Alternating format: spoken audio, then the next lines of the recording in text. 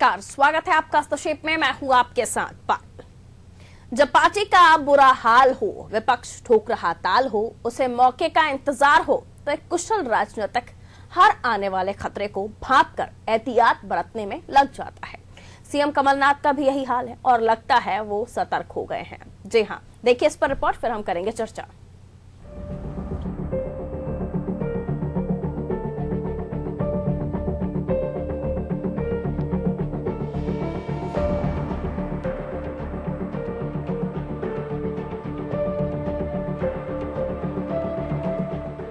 गोवा में झटका, कर्नाटक में लटकी तलवार, मध्य प्रदेश में भी अपनों में दिखने लगी तकरार, समर्थकों को लेकर असमंजस बरकरार, सतर्क हुए सरकार। दूध का जला छाछ भी फूक फूक कर पीता है, और जब कांग्रेस पार्टी की किस्मत इस समय खराब चल रही हो, तो फिर कांग्रेस के कद्दावर नेताओं में शुमार सीएम कमलनाथ तो संभल कर चलेंगे ही।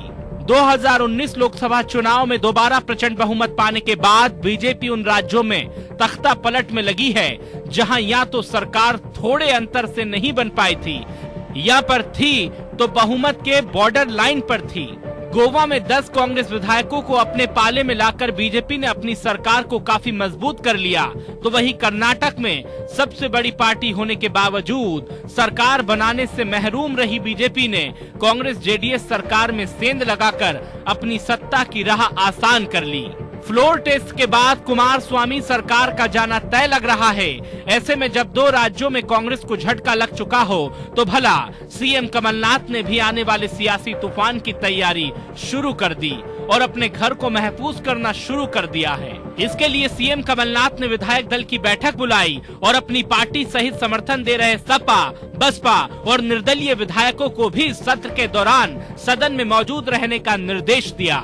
सीएम कमलनाथ ने हर हफ्ते विधायक दल की बैठक लेने का फैसला किया है, लेकिन पहली बैठक से ही सरकार को समर्थन दे रहे सपा, बसपा विधायक नदारद रहे। इसे लेकर अटकलों का बाजार गर्म है। इनकी नाराजगी जग जाहिर है। बीएसपी विधायक रामबाई तो खुलेआम मंत्री बनने की इच्छा जाहिर कर चुकी हैं। अब जब लाख कोशिशों के बावजूद अपने छिटक रहे हों, तो विपक्ष का हमला और सत्ता पक्ष की सफाई जायज है। नहीं, पता नहीं कर्नाटक को लेकर कांग्रेस में इतनी घबराहट क्यों, हम लोग समझ नहीं पा रहे इस बात को। हम लोग तो कुछ कह ही नहीं रहे। अब कर्नाटक में कुछ हो रहा तो उसके लिए हम लोग क्या कर सकते हैं? तो इनके ही लोग छोड़ के जा रहे हैं, और चाहे कर्नाटक हो, चाहे गोवा हो, बाकी जगह भी हो, तो अब कांग्रेस के लोग अगर कांग्रेस छोड़ के भाग रहे हैं तो हम लोग इसके लिए क्या कर सकते हैं? नहीं, ऐसा नहीं है। इसीलिए तो बैठक बुलाई जा रही है भाई, बैठक बुलाई जा रही है, कोऑर्डिनेशन और अच्छा हो जाए। सरकार में नहीं, व्यवहार अच्छा है। मंत्री लोग सब प्रयास कर रहे हैं, मेहनत कर रहे हैं। नए नए मंत्री हैं, कुछ गलतियां हो गई होंगी। बांध के रखा जा रहा है विधायकों को, बार-बार विधायकों की? नहीं, बांध कर कोई विधायक नहीं रखा जा रहा है। देखिए,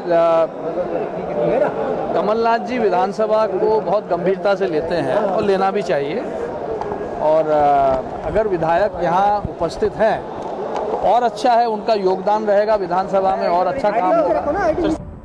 सीएम कमलनाथ का सतर्क रहना जायज है, क्योंकि चुनाव से पहले उन्हीं की कमान में कांग्रेस ने मैदान मारा था, और 15 साल बाद पार्टी को प्रदेश की सत्ता मिली है, तो भला इस सत्ता के लिए सतर्क रहना लाजमी है।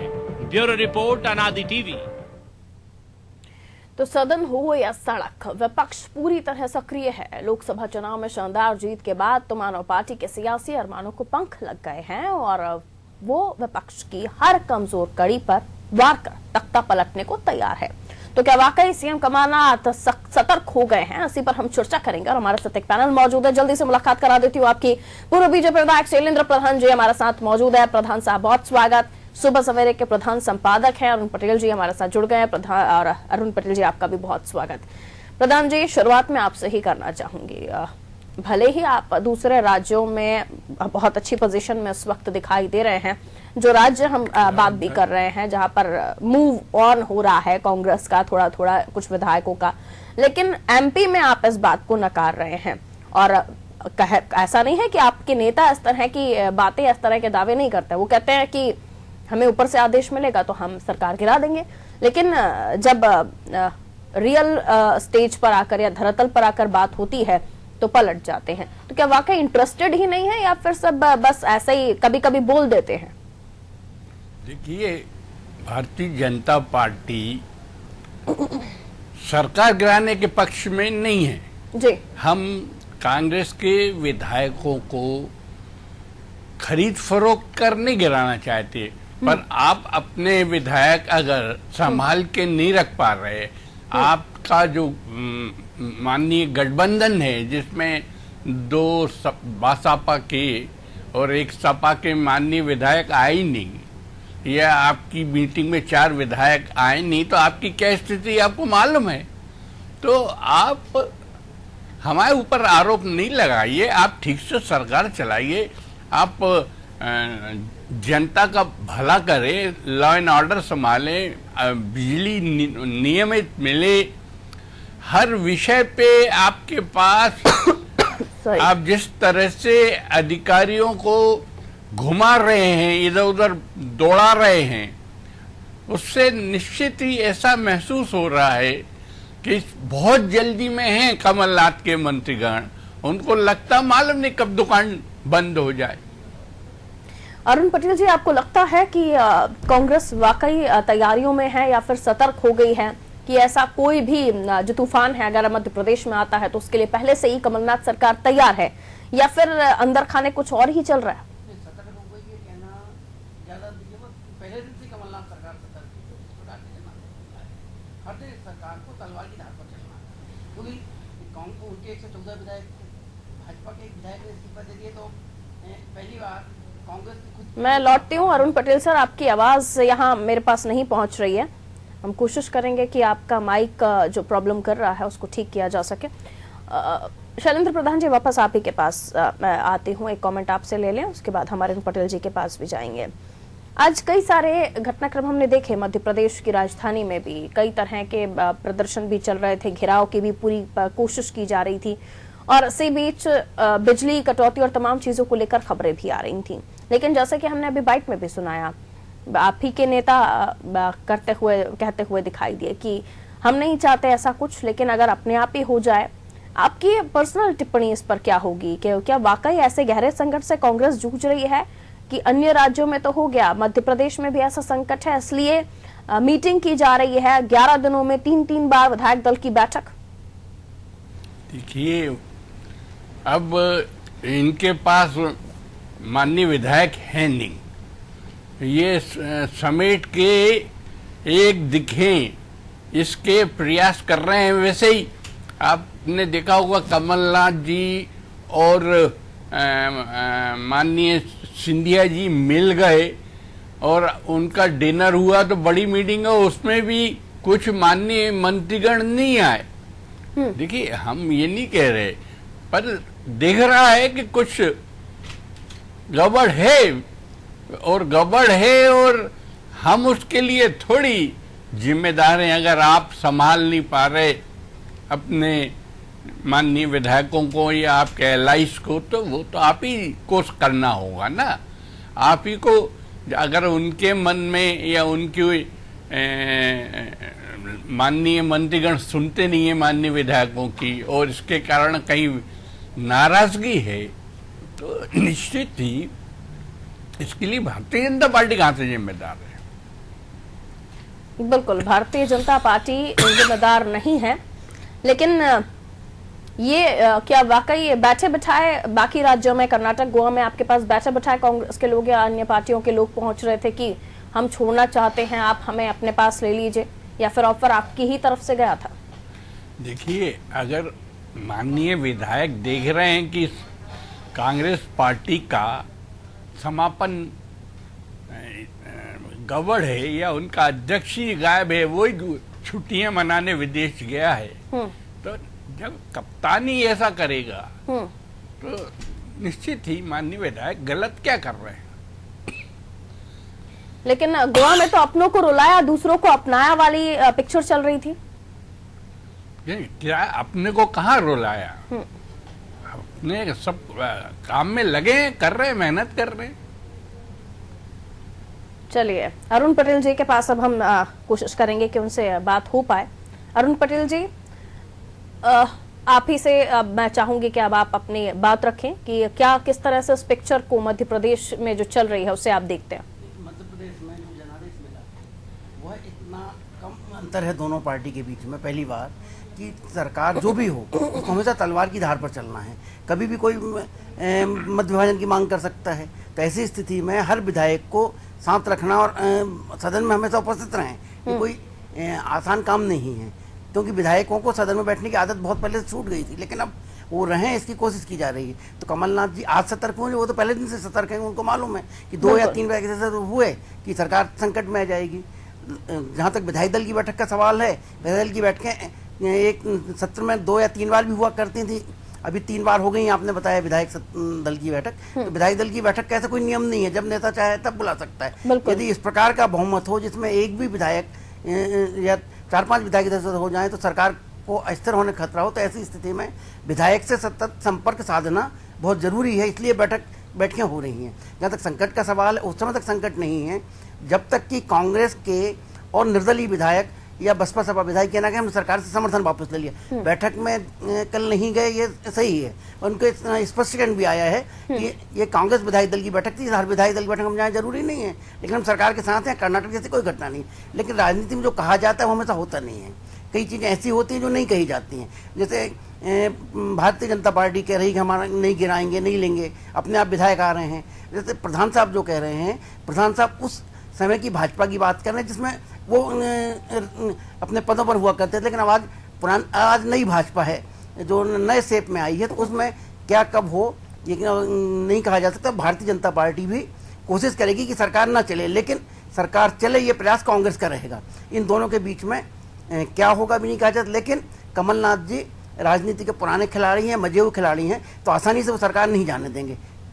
बिल्कुल, लेकिन अरुण पटेल सर, सवाल ये भी है कि संभल कर चलने में एक बार वो वक्त भी आता है जब पैर डगमगाने लगते हैं, तो कितना संभलेंगे? अभी तो 5 साल बाकी हैं। नहीं, ये सरकार जो है डगमगाते हुए आई है, क्योंकि कांग्रेस को भी पूर्ण बहुमत नहीं मिला था, तो एक भाजपा विधायक ने इस्तीफा दे दिया, इसलिए कांग्रेस अभी हाफ वे मार्क आ गई है। लेकिन झाबुआ उपचुनाव होना है, और ऐसी स्थिति में कांग्रेस को सहयोगों के दम पर ही रहना, उन सहयोगियों को साथ रखना है, और वो कोशिश निरंतर करना पड़ेगी। नहीं करेंगे तो उसमें सरकार फिर नहीं चल पाएगी। तो इसलिए कमलनाथ जी का पूरा ध्यान है कि उनके साथ जो विधायक है उसमें किसी प्रकार की सेंध ना लग पाए और विधायकों में भी नाराजगी ना पनप पाए, इसका वो ध्यान रखे हुए हैं।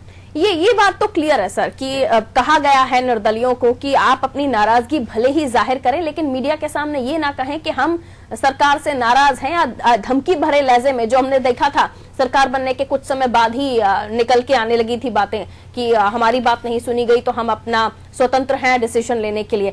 अब लेकिन जो ये निर्दलीय विधायक हैं, चाहे वो शेरा भैया हो या रामबाई हो या फिर हीरालाल अलावा हो, अब ये इस तरह की बातें नहीं करते हैं, लेकिन अपनी व्यथा जरूर मीडिया के सामने व्यक्त करते हैं। रामबाई अपने परिवार के बारे में कहते हैं। तो कांग्रेस के विधायक हैं जी, कांग्रेस के विधायक हैं, लेकिन जय से आए हैं तो जाहिर सी बात है वो भी डराते रहते हैं। लागू रहेगा दल बदल के तहत, लेकिन निर्दलीय विधायक हो या इन पर वो लागू नहीं होगा इस प्रकार का अनुशासन है वो। लेकिन ये सही आपका कहना कि अभी जैसे कल ही जो विधायक नहीं रहे या विधायक ने बाहर आके कहा कि सब कुछ मंत्री हमारी नहीं सुनते हैं, मुख्यमंत्री जी तो हमारी सुन रहे हैं, हम सरकार से नाराज नहीं, ये बात अभी वो कह रहे हैं जी। लेकिन ये कहने के साथ ही इस बजट सत्र में सरकार को कभी भी विपक्ष क्योंकि इतना ताकतवर है तो मत विभाजन की मांग कर सकता है, तो उस समय सारे विधायक उपस्थित रहे, इसलिए मुख्यमंत्री और अन्य जो उनके वो हैं साथी वो सतर्क रहे हैं, रहना उनका बहुत जरूरी और वही कांग्रेस कर रही है। बिल्कुल, तो अगली बार कब मत विभाजन की डिमांड करने वाली है बीजेपी? शैलेंद्र प्रधान सर, कांग्रेस तैयार रहे उस वक्त के लिए? बार बार वो मीटिंग्स कर रहे हैं, सदन में उपस्थित रहने की गुहार लगा रहे हैं तमाम विधायकों से, तो आप थोड़ा सा रिलैक्स कर दीजिए कि कौन सी डेट पर मत विभाजन के लिए बोलने वाले हैं, तो वो अपनी तैयारी से रहें। देखिए, बजट की जब मांग पर चर्चा होती है तो हर विभाग पर ये विषय आता है कि सदन बजट या विभाग की मांग स्वीकार करे जी, और उस पर डिवीजन कभी भी हो सकता है। ये तो हर विभाग, जितने विभाग हैं, जितने मंत्री हैं, हर विभाग का बजट पास कराने के लिए डिवीजन हो सकता है। ये कोई इसके लिए कोई एडवांस नोटिस की जरूरत नहीं है, कोई अविश्वास प्रस्ताव की बात की जरूरत नहीं है। यानी ये कभी भी ऑन द हर स्पॉट बार हर कभी भी हेड चीज हो में सकती। जब बजट पास होता है तब ये होता है कि हाँ की जीत हुई। आप पार्लियामेंट्री वो भी देखती हैं और हाँ की जीत हुई और हाँ की ना की हार हुई। पर जहाँ डिवीजन कभी भी मांग सकता, कोई भी पार्टी कोई भी माननीय विधायक मांग सकते हैं, तो उस वक्त डिवीजन हो जाएगा। अरुण पटेल सर, इतना लंबा आपने देखा है जर्नलिज्म को, पत्रकारिता को, आपने कभी ऐसी परिस्थितियां नोटिस की हैं जब बीजेपी का भी यह हाल रहा हो और कांग्रेस पावरफुल कंडीशन में हो किसी राज्य में? नहीं, कांग्रेस की सरकार ने भी डीपीपीसी की सरकार गिरी है सदन के अंदर मतदान, जबकि उनके पास तो बहुमत ने खुद ही पार्टी का ज्यादा था, लेकिन कांग्रेस के लगभग 36 विधायकों ने दल बदल कर लिया था। उस समय दल बदल विधेयक नहीं, कानून नहीं था जी। लेकिन ऐसी स्थितियां कांग्रेस के सामने आई हैं। 67 का जब दौर चला था, कई राज्य सरकारें दल बदल से गिरी थी। उसके अलावा आपने जैसे एक प्रश्न पूछा कि मत विभाजन कब करेंगे, प्रधान साहब बता दें। ये प्रधान साहब नहीं बताएंगे ना, वो हाउस में देखा जाता है कब कैसी स्थिति जब मत विभाजन किया जाए। और बजट सत्र में कभी भी हर डिमांड पर मत विभाजन के ध्वनि मत से होता है। कोई खड़ा होकर मत विभाजन, तो 2 बार घंटी बजे 3 बार मत विभाजन कराना पड़ेगा अध्यक्ष को। तो इसलिए जब वो देखेंगे कि संख्या कम है या सदस्य अनुपस्थित है या हाउस में नहीं आए, उस समय कर सकते हैं। लेकिन कोई पहले बता के नहीं बताएगा कि सब इस दिन मतदान होगा। बिल्कुल बिल्कुल, जब बोल आपको लग रहा होगा कि आपके पाले की तरफ आ रही है, मत विभाजन अचानक होगा, जब भी होगा। और इसीलिए कमलनाथ या उनकी सरकार हर उस तैयारी में हर पल सतर्क और चौकन्ना रह रही है। लेकिन सर, हमने देखा है कि इन दिनों विधायक हो, सांसद हो, सदन में उपस्थित रहने में अपना इंटरेस्ट कम दिखाते हैं। हम देखते हैं प्रधानमंत्री नरेंद्र मोदी भी एक 2 टूक शब्द लहजे में कह देते हैं कि सभी वहां रहें, वरना इनडायरेक्टली कार्रवाई करने की बात कही है। यहाँ हम देख रहे हैं कमलनाथ जी भी इसी तरह की बातें रख रहे हैं कि सभी उपस्थित रहें। हालांकि दोनों का इंटेंशन अलग समझ में आता है, लेकिन आप किस तरह से देखते हैं? क्योंकि इन जनप्रतिनिधियों को जनता चुनती है कि जनता की समस्याएं जाकर एक पटल पर उठाएं, और तब जब ये मौजूद ही नहीं होते हैं वहां पर, तो एक छला हुआ मतदाता महसूस करता है। जब वो मत देता है, अपना वोट करता है, तो उसे लगता है कि हाँ, हमारे क्षेत्र की समस्या उठाने के लिए यही परफेक्ट मैन है या यही परफेक्ट जनप्रतिनिधि है। लेकिन आजकल कुछ डिफरेंट चीजें दिखाई दे रही हैं। नहीं, सामान कई आज से नहीं, कई दशकों से देख रहा हूँ मैं, तो लगभग 90 के बाद से उसके पहले की विधायकों में पढ़ने लिखने और बहस करने की रुचि कम होती जा रही, और सदन में उपस्थित, लेकिन सदन के इर्द गिर्द लॉबी में रहते हैं, वो रहते हैं, घंटी बजे तो पहुंच जाते हैं, कई बार नहीं आते थे। लेकिन इस बार दोनों पार्टी के विधायक सदन में ही रहेंगे, क्योंकि उनको कभी भी शक्ति प्रश्न की नौबत आ सकती है। सदन का मतलब हाउस के अंदर नहीं, लॉबी में भी रह सकते हैं, ताकि घंटी बजे तो पहुंच जाएं, इतने डिस्टेंस पर रह सकते हैं। लेकिन विधायकों में और सांसदों में भी, संसद में तो कई बार हमने देखा है कि ये हो गया है कि जितने सदस्य बोलने वाले उतने ही बैठे रहते हैं, मतलब उनमें से बाकी सुनते रहते हैं, एक बोलता है। ये स्थिति भी आ चुकी है कई बार। और एक अघोषित अंडरस्टैंडिंग भी यहाँ मध्य प्रदेश में पहले हो गई थी कि सब वो कोई डिवीजन नहीं मांगेगा, नहीं कोई ये कोरम का सवाल नहीं उठाएगा, क्योंकि कोरम जरूरी है तब बैठक चल सकती। किसी ने उठा दिया तो बैठक नहीं चल सकती। लेकिन कुछ विधायक थे कभी उठा दिया करते थे, फिर बैठक स्थगित होती थी। तो कोरम का संकट तो कई बार कई सरकारों में आया, ऐसा नहीं केवल कांग्रेस सरकार में, कई सरकार। लेकिन लोकसभा में मोदी जी ने जो कहा है, मोदी जी पहले भी कहते रहे, उसके बाद ही रोस्टर में मंत्री नहीं आते रहे। अब क्या होगा आगे, कितना असर होता है ये देखने पता चलेगा। ये मोदी जी ने जो कहा उसका कितना असर सांसदों पर होता, रोस्टर वाले मंत्रियों पर होता है।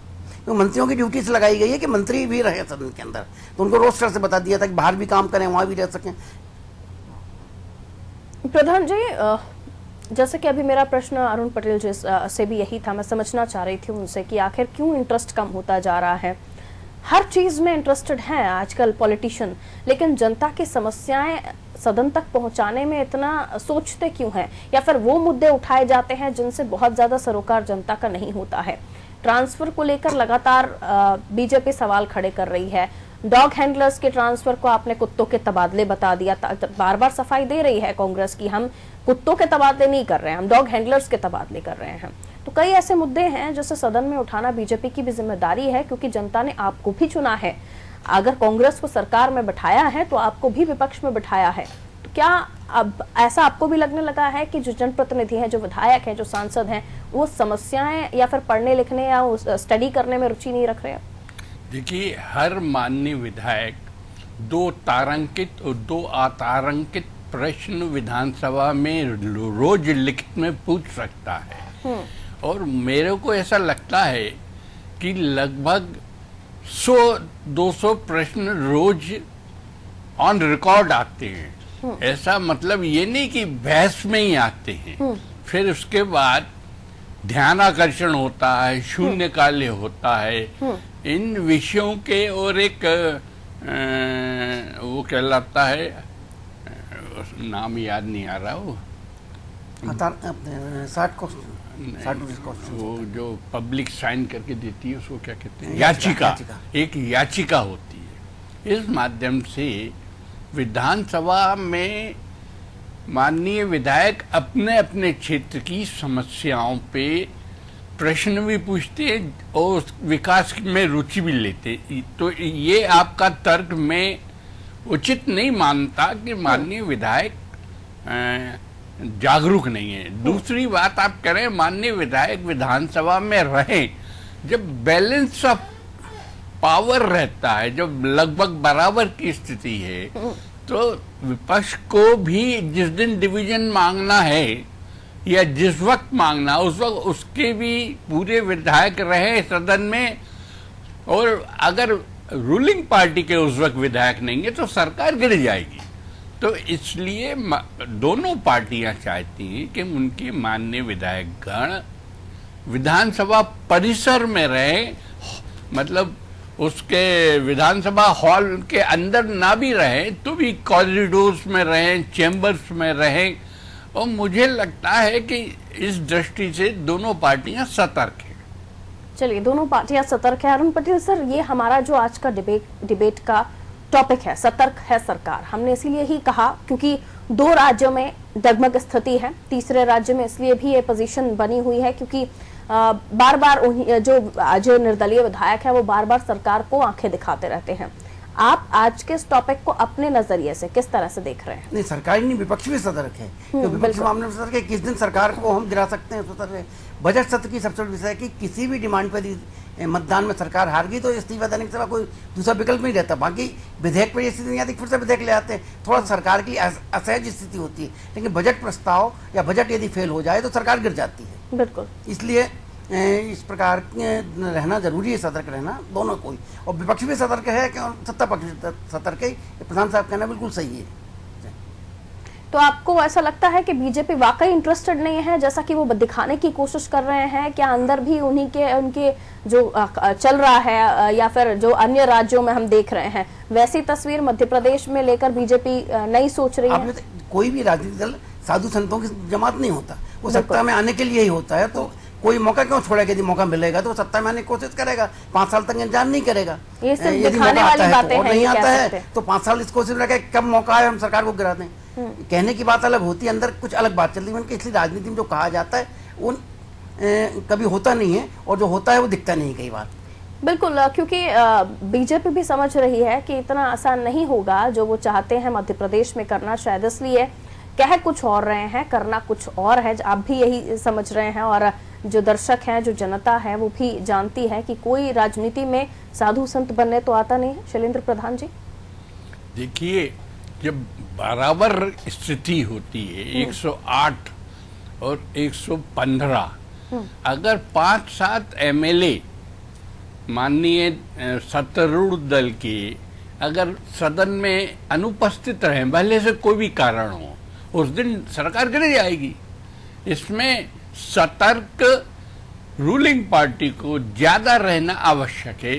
जिस दिन बजट पे डिवीजन हो गया उस दिन सरकार, अगर आपके पास एमएलए नहीं है तो उस दिन उसका समापन हो जाएगा। तो इसलिए हम कहें या ना कहें, इसके लिए कोई सतर्क शब्द का जो मतलब है कि कांटे, मतलब तलवार की धार पे चल रही है सरकार, कब जाके किस दिन किस मौके पे भारतीय जनता पार्टी डिवीजन मांग ले, उसके लिए उनको हमेशा तैयार रहना। अरुण पटेल सर, कैबिनेट विस्तार की जरूरत अब कमलनाथ जी को करनी पड़ेगी या फिर आन पड़ी है ऐसी जरूरत, ऐसा लगता है आपको?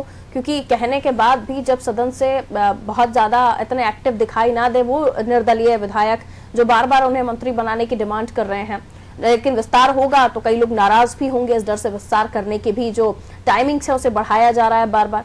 क्या लगता है अब, क्योंकि आपको फ्लो टेस्ट में अपना हो सकता है मत विभाजन हो और कभी भी आपको फ्लो टेस्ट साबित करना पड़े, तो ऐसे में क्या बांध कर रख पाएंगे कमलनाथ साहब?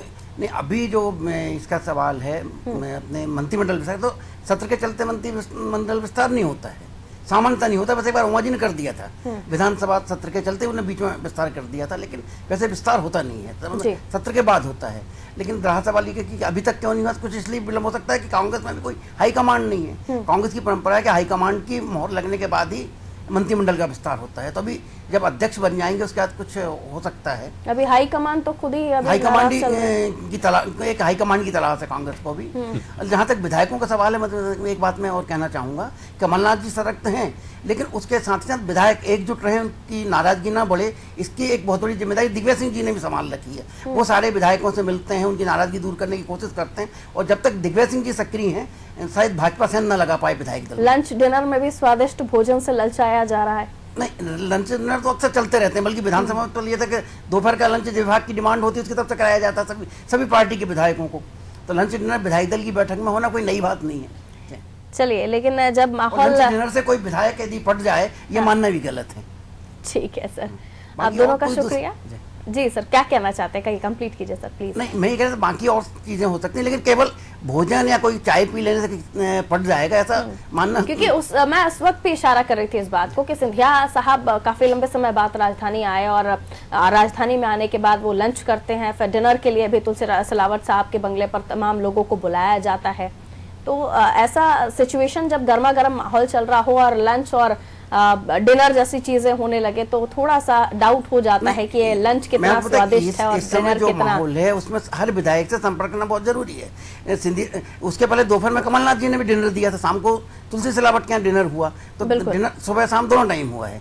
लेकिन मैं पता है इन विधायकों को बांधने के रखेंगे, जितना कमलनाथ जी सक्रिय हैं उतने ही दिग्विजय सिंह जी भी कोशिश कर रहे हैं कि विधायक दल में किसी प्रकार की तोड़फोड़ भाजपा न कर पाए।